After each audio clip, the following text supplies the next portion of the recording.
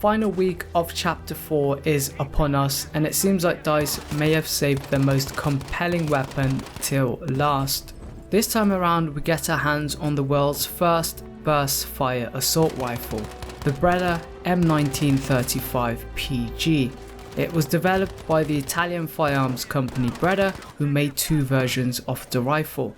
The Italian models were semi-automatic only, while the Costa Rican models were fully automatic with a 4-round burst limiter.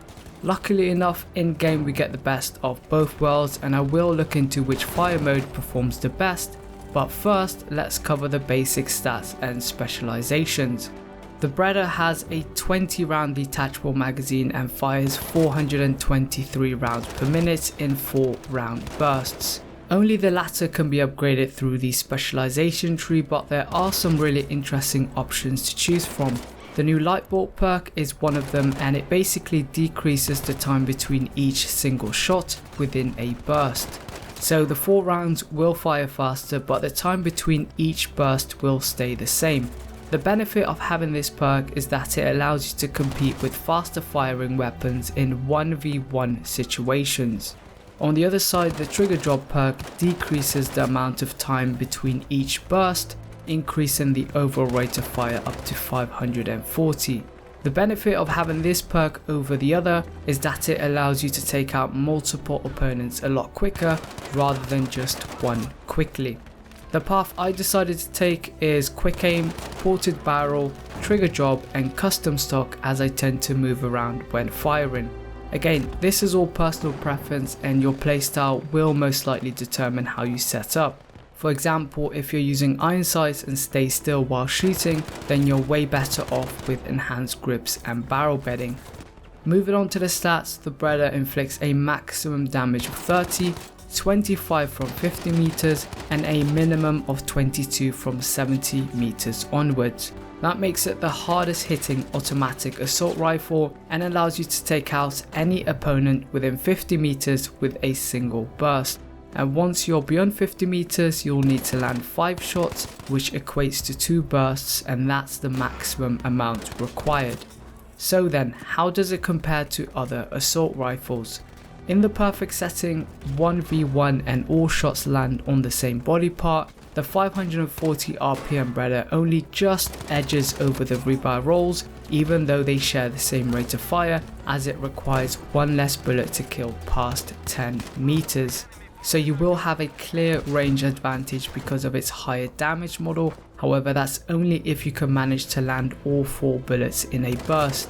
Miss one and you're more than likely to lose the gunfight, as the delay between bursts reduces your TTK significantly. So you'll need a 100% hit rate to be competitive, and that gets harder and harder over distance, which is practically impossible to do consistently, and even then you'll still lose out to the M1907 and the Sturmgewehr, who both fire much faster in full auto. And that's why some players like myself prefer to use the BREDA as a semi-automatic rifle. In single fire, the rate of fire is capped to 450 RPM, and the bullets required to take out a player is identical to that of the M1A1. That means it will outperform the Gewehr 1.5 past 30 meters, the Selbstarter 1916 up to 50 meters, and of course is equally as good as the M1A1. But there are some distinct differences between the two. The BREDA has a higher muzzle velocity of 700 meters per second and slightly less vertical recoil, which will allow you to pick off distant targets a bit easier.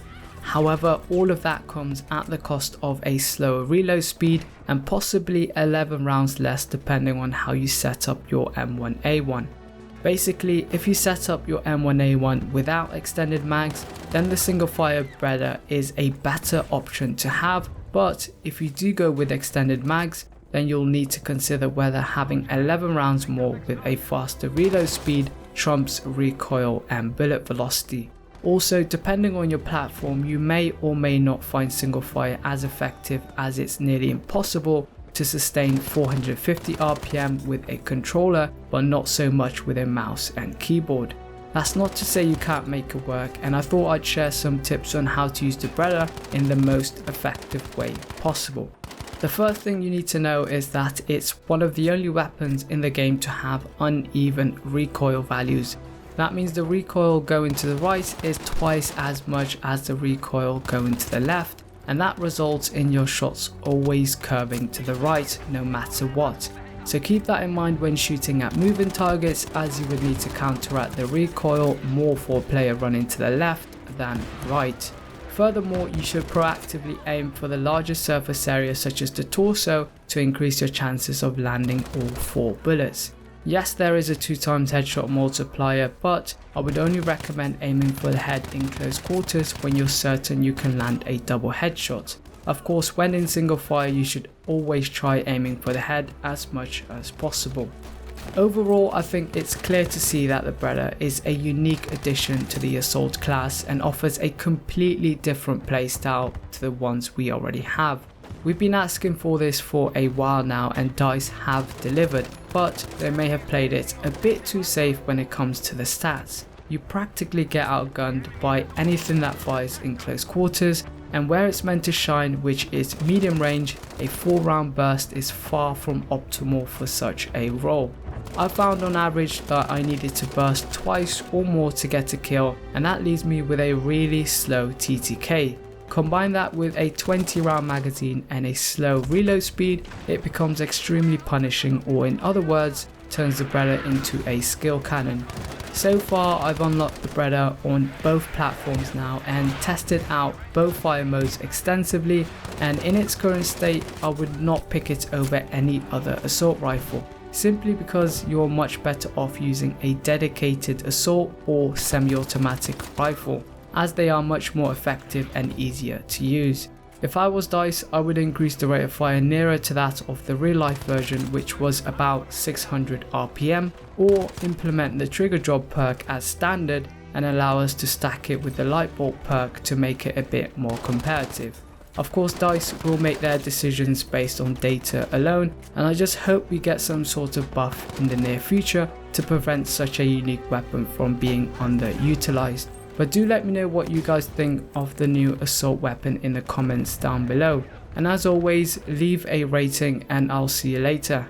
Take care.